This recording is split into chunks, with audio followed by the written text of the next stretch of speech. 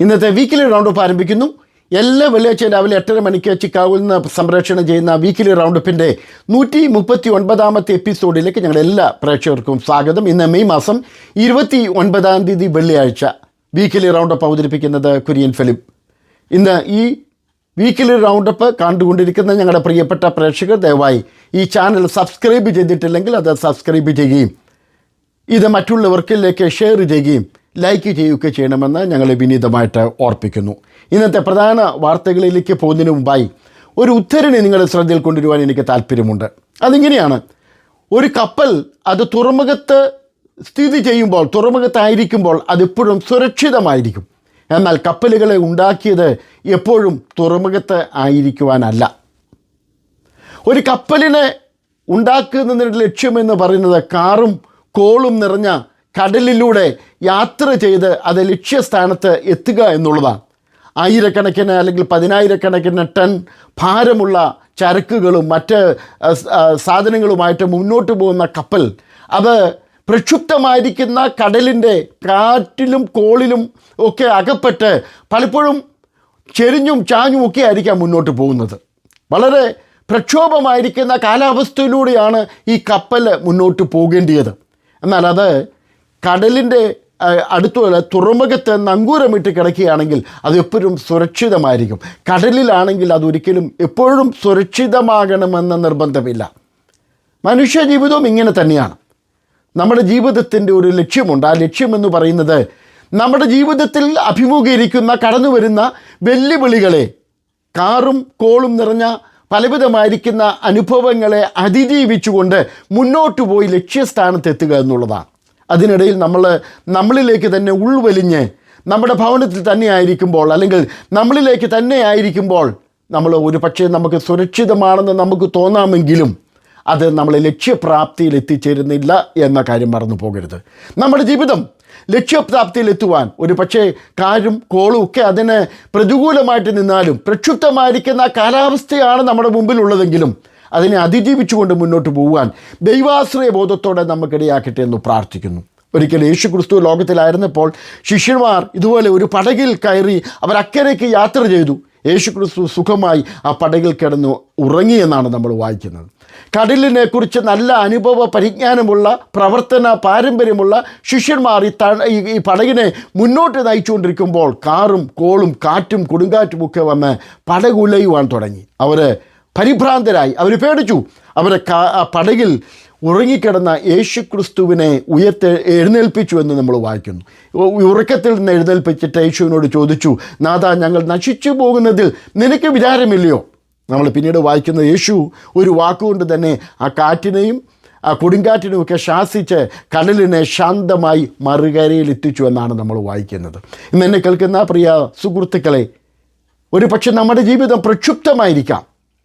മറുകരയിൽ എത്തുന്നതിന് വേണ്ടി നമ്മൾ ആഞ്ഞു വലിക്കുമ്പോൾ വലിയ കൊടുങ്കാറ്റുകളും പ്രയാസങ്ങളും പ്രതിസന്ധികളും ജീവിതത്തെ പുറകോട്ട് വലിക്കുന്നുണ്ടായിരിക്കാം. ഒരുപക്ഷെ രോഗങ്ങളായിരിക്കാം, സാമ്പത്തിക ബുദ്ധിമുട്ടുകളായിരിക്കാം, തലമുറയെക്കുറിച്ചുള്ള ഭാരങ്ങളായിരിക്കാം, എന്തുമാകട്ടെ.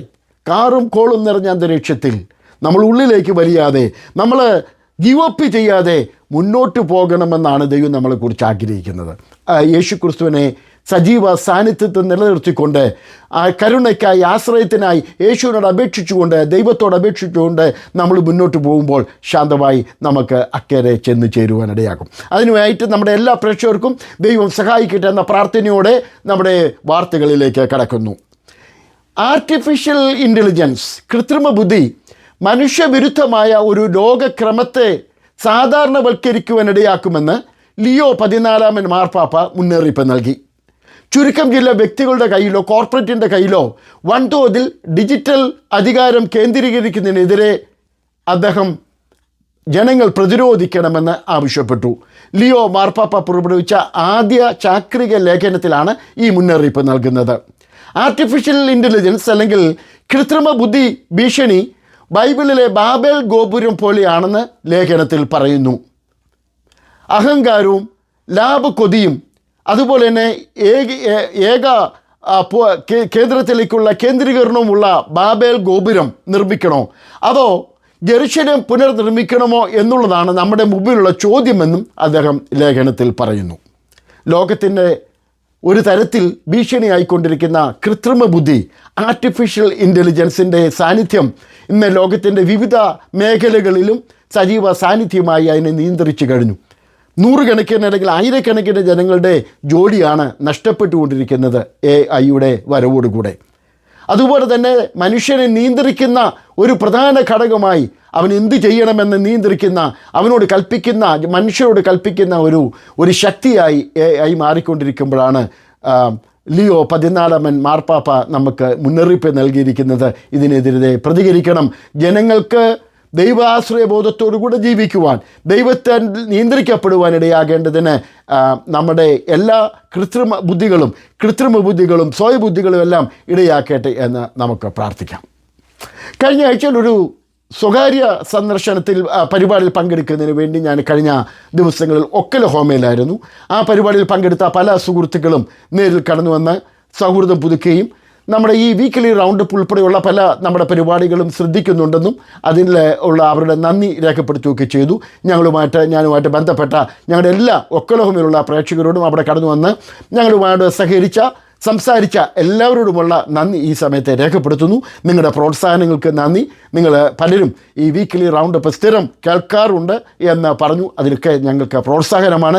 ദൈവം നിങ്ങളെ അനുഗ്രഹിക്കട്ടെ. വീണ്ടും ഇതിനെ സപ്പോർട്ട് ചെയ്ത് മറ്റുള്ളവരിലേക്ക് എത്തിക്കുവാൻ സഹായിക്കണമെന്നും വിനീതമായിട്ട് ഓർപ്പിക്കുന്നു. കഴിഞ്ഞ ആഴ്ചയിലാണ് ഗ്രീൻ കാർഡിൻ്റെ പുതിയ നിയമം അമേരിക്കൻ ഗവൺമെൻറ് പ്രാബല്യത്തിൽ വരുത്തിയത്. ഇതനുസരിച്ച് ഗ്രീൻ കാർഡ് പുതുക്കുന്നതിന് വേണ്ടി അല്ലെങ്കിൽ ഗ്രീൻ കാർഡ് ലഭിക്കുന്നതിന് വേണ്ടിയിട്ട് അതിൻ്റെ അപേക്ഷകർ അമേരിക്കയിൽ നിന്ന് അവരുടെ സ്വന്തം രാജ്യത്തേക്കോ അല്ലെങ്കിൽ മറ്റൊരു രാജ്യത്തേക്കോ പോയി അപേക്ഷിക്കണമെന്നാണ് പുതിയ നിയമത്തിൽ പറയുന്നത്. ഇതുവരെയും അമേരിക്കയിലുണ്ടായിരുന്ന സ്റ്റുഡൻറ്റ് വിസയിലുള്ളവർക്ക് അല്ലെങ്കിൽ വർക്ക് പെർമിറ്റ് ഉള്ളവർക്ക് സ്റ്റാറ്റസ് ഓഫ് അഡ്ജസ്റ്റ്മെൻറ്റ് രീതിയിൽ ഗ്രീൻ കാർഡിന് അപേക്ഷിക്കുന്നതിനും അതിൻ്റെ ഇൻ്റർവ്യൂവിൽ പങ്കെടുക്കുന്നതിനും ഗ്രീൻ കാർഡ് ലഭിക്കുന്നതിനും സാധ്യമാകുമായിരുന്നു. എന്നാൽ ഈ പെട്ടെന്നുണ്ടായ ഈ നിയമനിമിത്തം ആയിരക്കണക്കിന് സ്റ്റുഡൻറ്റ് വിസക്കാരെയും തൊഴിലിൽ വന്നിരിക്കുന്ന വിസക്കാരെയും ഇത് ബാധിക്കുമെന്നുള്ളതാണ് വിവിധ രാജ്യങ്ങളിൽ നിന്നുള്ള റിപ്പോർട്ടുകളിൽ പറയുന്നത്. അതുകൊണ്ട് ഞങ്ങളുടെ പ്രേക്ഷകരും പ്രത്യേകം ശ്രദ്ധിക്കുക. നിങ്ങൾ വിസയ്ക്ക് വേണ്ടി അല്ലെങ്കിൽ ഗ്രീൻ കാർഡിന് വേണ്ടി അപ്ലൈ ചെയ്യുമ്പോൾ നിങ്ങളുടെ സ്വന്തം രാജ്യത്തേക്ക് അല്ലെങ്കിൽ മറ്റൊരു രാജ്യത്തേക്ക് ചെന്ന് അപേക്ഷിക്കണമെന്നുള്ള നിയമം പ്രാബല്യത്തിലെത്തിയിരിക്കുന്നു. ചില ചില മാറ്റങ്ങൾ വരുത്തിയിട്ടുണ്ടെന്നുള്ളത് കഴിഞ്ഞ ദിവസം വന്ന റിപ്പോർട്ടുകളിലും പറയുന്നു. മറ്റൊരു പ്രധാനപ്പെട്ട മരണ വാർത്ത നിങ്ങളെ അറിയിക്കട്ടെ. ഖേദപൂർവ്വം എൻ്റെ മാതാവിൻ്റെ സഹോദരി ഗ്രേസ് ടെറിയാൻ കഴിഞ്ഞ ദിവസം ന്യൂയോർക്കിൽ വെച്ച് നിത്യത്തിലേക്ക് പ്രവേശിച്ചു. ഗ്രേസ് ടെറിയാൻ 92 വയസ്സായിരുന്നു. ഏകദേശം 60-ലധികം വർഷം അമേരിക്കയിൽ വിവിധ സംസ്ഥാനങ്ങളിൽ നേഴ്സായിട്ടും നഴ്സിംഗ് സൂപ്പർവൈസറായിട്ടും മാനേജറായിട്ടും അഡ്മിനിസ്ട്രേറ്ററായിട്ടും ഒക്കെ ജോലി ചെയ്തുകൊണ്ട് ദൈവിക പ്രവർത്തനത്തിലൊക്കെ പങ്കാളിയായിരുന്ന സിസ്റ്റർ ഗ്രേസ് ചെറിയാൻ്റെ മരണത്തിൽ ഞങ്ങളുടെ ദുഃഖവും മറ്റെല്ലാവരെയും ഞങ്ങളും അറിയിക്കുന്നു. കഴിഞ്ഞ ദിവസമാണ് ഈ ലോകത്തിൽ നിന്ന് വേർപെട്ടു പോയത്. തൻ്റെ പരേതനായ പാസ്റ്റർ റവറൻഡ് ഡോക്ടർ ജോൺ ചെറിയാനാണ് ഭർത്താവ്. അതുപോലെ തന്നെ സഹോദരങ്ങൾ ദീർഘനാളുകൾ ആന്ധ്രയിലേക്ക് സുവിശേഷ പ്രവർത്തനത്തിൽ ഏർപ്പെട്ടിരുന്ന സിസ്റ്റർ റോസമ്മ ജോൺ, ന്യൂജേഴ്സിൽ വെച്ച് നേരത്തെ തന്നെ നിത്യയിലേക്ക് പ്രവേശിച്ച ഡോക്ടർ മാത്യൂസ് ജോൺ, അതുപോലെ തന്നെ എൻ്റെ പ്രിയപ്പെട്ട മാതാവ് പരേതയായ ഏലിയാമ്മ ഫിലിപ്പ്, അതുപോലെ തന്നെ നേരത്തെ തന്നെ നിത്യയിലേക്ക് പ്രവേശിച്ച ജോയ് ജോൺ എന്നിവരും ഇപ്പോൾ ന്യൂയോർക്കിൽ ആയിരിക്കുന്ന മറ്റൊരു സഹോദരൻ സക്രിയ ജോണുമാണ് പരേതയുടെ സഹോദരങ്ങൾ. അടുത്ത വെള്ളി ശനി ദിവസങ്ങളിൽ ന്യൂയോർക്കിൽ വെച്ച് സംസ്കാര ശുശ്രൂഷകൾ ചെയ്യുന്നുള്ള ക്രമീകരണങ്ങളാണ് ചെയ്തിരിക്കുന്നത്. ഔദ്യോഗിക ജോലിയോടൊപ്പം തന്നെ സുവിശേഷ പ്രവർത്തനങ്ങളിലും ഇന്ത്യയിലും അമേരിക്കയിലൊക്കെയുള്ള പ്രവർത്തനങ്ങളൊക്കെ സജീവമായി സഹകരിച്ചുകൊണ്ടിരുന്ന ഞങ്ങൾക്ക് ആൻറ്റി എന്ന് വിളിക്കുന്ന ഗ്രേസ് ചെറിയാൻ്റെ വേർപാടിൽ അവിടെ നടക്കുന്ന ശവസംസ്കാര ശുശ്രൂഷകളൊക്കെ അനുഗ്രഹമായി തീരുന്നതിന് വേണ്ടി നിങ്ങളുടെ പ്രാർത്ഥന ഞങ്ങൾ ക്ഷണിക്കുന്നു. അടുത്ത ദിവസങ്ങളിൽ ന്യൂയോർക്കിലേക്ക് യാത്ര തിരിക്കുമ്പോൾ അവിടെയുള്ള ശുശ്രൂഷകളും അവിടെ കടന്നു വരുന്നതും എല്ലാം അനുഗ്രഹമായി തീരുവാനും ഞങ്ങളുടെ പ്രേക്ഷകരുടെ പ്രാർത്ഥനയും ഞങ്ങൾ ക്ഷണിക്കുന്നു. United council of pentecostal churches UCPC നിലവിൽ വന്നു. കേരളത്തിലെ പ്രധാനപ്പെട്ട മുഖ്യധാര പെന്തക്കോസ്റ്റ് സഭകൾ ഉൾപ്പെടെ ഏകദേശം 22 പ്രമുഖ പെന്തക്കോസ്റ്റ് സഭകൾ ചേർന്ന ഒരു ഐക്യ പ്രസ്ഥാനമാണ് united council of pentecostal churches. കഴിഞ്ഞ ആഴ്ചയിലാണ് അത് ഔദ്യോഗികമായി നിലവിൽ വന്നു. പറന്തൽ അസംബ്ലീസ് ഓഫ് ഗോഡിൻ്റെ കൺവെൻഷൻ ഗ്രൗണ്ടിൽ നടന്ന ആദ്യത്തെ ജനറൽ ബോഡി യോഗത്തിൽ വെച്ച് സംഘടനയുടെ പ്രസിഡൻ്റായി പാസ്റ്റർ ഡോക്ടർ ടി ജെ ഷാമുലിനെ പ്രസിഡൻ്റായും അതുപോലെ തന്നെ WMEയുടെ ഓവർസിയർ ഡോക്ടർ OM രാജുക്കുട്ടിയെ വൈസ് ചെയർമാനായും ചർച്ച് ഓഫ് ഗോഡ് ഇന്ത്യയുടെ ഓവർസിയർ പാസ്റ്റർ Y റെജിയെ സെക്രട്ടറിയായും തെരഞ്ഞെടുത്തു. മറ്റ് പലരും അതിൻ്റെ ഔദ്യോഗിക ഭാരവാഹികളാണ്. ഇന്ത്യ പെന്തക്കോസ്ത് സഭയുടെ സീനിയർ പാസ്റ്റർ KC ജോൺ അതിൻ്റെ പേറ്റനായി പ്രവർത്തിക്കും. അതിൻ്റെ പ്രഥമ സമ്മേളനം മുളക്കൊഴയിൽ വെച്ച് കഴിഞ്ഞ ദിവസം നടന്നു. പെന്തക്കോസ്ത് വിഭാഗങ്ങളുടെ ഐക്യ പ്രസ്ഥാനമായിരിക്കുന്ന UCPCക്ക് എല്ലാവിധമായിരിക്കുന്ന ആശംസകളും ഞങ്ങൾ അറിയിക്കുന്നതിനോടൊപ്പം പെന്തക്കോസ്ത് സഭകളുടെ ഔദ്യോഗികമായിരിക്കുന്ന ഒരു പൊതു സംഘടനയായി ഈ സംഘടന നിലനിൽക്കട്ടെ എന്ന് ഞങ്ങൾ ആഗ്രഹിക്കുകയും പ്രാർത്ഥിക്കുകയും ചെയ്യുന്നു. IPC കേരള സ്റ്റേറ്റ് കൗൺസിലിൻ്റെ തെരഞ്ഞെടുപ്പ് ജൂൺ മാസം 10-ാം തീയതി കുമ്മനാട്ടിലുള്ള മുട്ടുമേൽ ICPF മൗണ്ട് ഒലിവ് ക്യാമ്പ് സെൻറ്ററിൽ വെച്ച് നടക്കുമെന്ന് ഭാരവാഹികൾ അറിയിച്ചു. 2026 മുതൽ 2029 വരെയുള്ള ഭാരവാഹികളെ സമ്മേളനത്തിൽ വെച്ച് തിരഞ്ഞെടുക്കും. രാവിലെ 9 മണിക്ക് പൊതുയോഗം പാസ്റ്റർ KC തോമസിൻ്റെ അധ്യക്ഷതയിൽ നടക്കും. സെക്രട്ടറി പാസ്റ്റർ ഡാനിയൽ കൊന്നനിക്കുന്നതിൽ റിപ്പോർട്ടുകൾ അവതരിപ്പിക്കും. അതിനുശേഷമായിട്ടായിരിക്കും സംസ്ഥാന എക്സിക്യൂട്ടീവ് കമ്മിറ്റിയെ തിരഞ്ഞെടുക്കുന്നത്. 40ാമത് PCNAC കോൺഫറൻസ് ആരംഭിക്കുവാൻ ഇനി ചില ദിവസങ്ങൾ മാത്രമാണ് ഉള്ളത്. ചിക്കാഗോയ്ക്കടുത്ത് ഷാംബർഗ് കൺവെൻഷൻ സെൻറ്ററിൽ വെച്ചാണ് 40ാമത് PCNAC കോൺഫറൻസ് നടത്തുന്നത്. അതിൻ്റെ ഒരുക്കങ്ങളെല്ലാം അതിൻ്റെ അന്തിമ ഘട്ടത്തിലാണ്. രജിസ്ട്രേഷൻ പുരോഗമിച്ചുകൊണ്ടിരിക്കുന്നു. ഇപ്പോഴും രജിസ്ട്രേഷൻ അവൈലബിൾ ആണ്. PCNACchicago.org എന്ന വെബ്സൈറ്റിലൂടെ ഇപ്പോഴും നിങ്ങൾക്ക് രജിസ്റ്റർ ചെയ്യുവാൻ സാധിക്കും. PCNACൻ്റെ പ്രവർത്തനങ്ങളുമായിട്ട് സഹകരിക്കാൻ താല്പര്യപ്പെടുന്നവർ ദയവായി അതിൻ്റെ വെബ്സൈറ്റിൽ കടന്നു ചെന്ന് ആവശ്യമായിരിക്കുന്ന ക്രമീകരണങ്ങൾ ചെയ്യണമെന്ന് വീണ്ടും ഓർപ്പിക്കുന്നു. മുറികൾ അവൈലബിളാണ്. ലോകോത്തരമായിരിക്കുന്ന വിവിധ സജ്ജീകരണങ്ങൾ ഈ വർഷത്തെ കോൺഫറൻസിനോടനുബന്ധിച്ച് ചെയ്തിട്ടുണ്ട്. ആ കാര്യങ്ങളെല്ലാം വെബ്സൈറ്റിൽ അവൈലബിളാണ്. നിങ്ങൾ ദയവായി അത് സന്ദർശിച്ച് വിവരങ്ങൾ മനസ്സിലാക്കണമെന്ന് ഓർപ്പിക്കുന്നു. മെംഫീസ് ഇൻ്റർനാഷണൽ ക്രിസ്ത്യൻ ഫെലോഷിപ്പിൻ്റെ 4ാമത് വാർഷിക കൺവെൻഷൻ ഇന്നു മുതൽ ആരംഭിക്കുകയാണ്. വെള്ളി, ശനി, ഞായർ ദിവസങ്ങളിൽ മെംഫിസിൽ വെച്ച് നടക്കുന്നു. ICFൻ്റെ 4ാമത് കൺവെൻഷൻ ഈ സമ്മേളനങ്ങളിൽ doctor AK George, sister Sara Kovoor, pastor Ninan John എന്നിവർ ദൈവവചനം സംസാരിക്കും. ഈ സമ്മേളനത്തിൽ ആ ഭാഗത്തുള്ള ഞങ്ങളുടെ എല്ലാ പ്രേക്ഷകരെയും സമ്മേളനത്തിലേക്ക് സ്വാഗതം ചെയ്യുന്നു. നോർത്ത് അമേരിക്കയിലുള്ള ചർച്ച് ഓഫ് ഗോഡിൻ്റെ നാഷണൽ കൺവെൻഷൻ ജൂലൈ 9 മുതൽ 12 വരെ കൊളറോഡോയിൽ വെച്ച് നടക്കുന്നതാണെന്നും ഭാരവാഹികൾ അറിയിക്കുന്നു.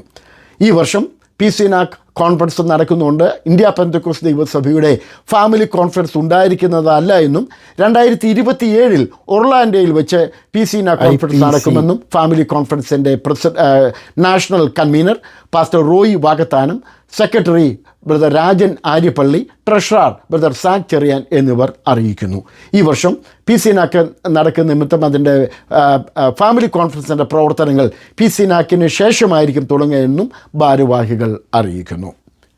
അസംബ്ലീസ് ഓഫ് ഗോഡിൻ്റെ നാഷണൽ കൺവെൻഷനും ഈ വർഷം തന്നെ നടത്തപ്പെടുന്നതാണ്. എന്നാൽ ഷാരോൺ ഫെലോഷിപ്പ് ഫാമിലി കോൺഫറൻസ് 2027 ചിക്കാഗോയിൽ വെച്ച് നടക്കുമെന്ന് അതിൻ്റെ ഭാരവാഹികൾ അറിയിക്കുന്നു. ഇതോടെ ഇന്നത്തെ വീക്കിലി റൗണ്ടപ്പ് ഇവിടെ അവസാനിക്കുന്നു. അടുത്ത വെള്ളിയാഴ്ച വീണ്ടും കണ്ടുമുട്ടും വരെ ഞങ്ങളുടെ എല്ലാ പ്രേക്ഷകർക്കും ദൈവാനുഗ്രഹ സമ്പൂർണ്ണമായിരിക്കുന്ന അനുഗ്രഹങ്ങൾ ആശംസിച്ചുകൊണ്ട് ഇന്നത്തെ ഈ പരിപാടി ഇവിടെ അവസാനിപ്പിക്കുന്നു. ദൈവം നമ്മളെ സഹായിക്കട്ടെ.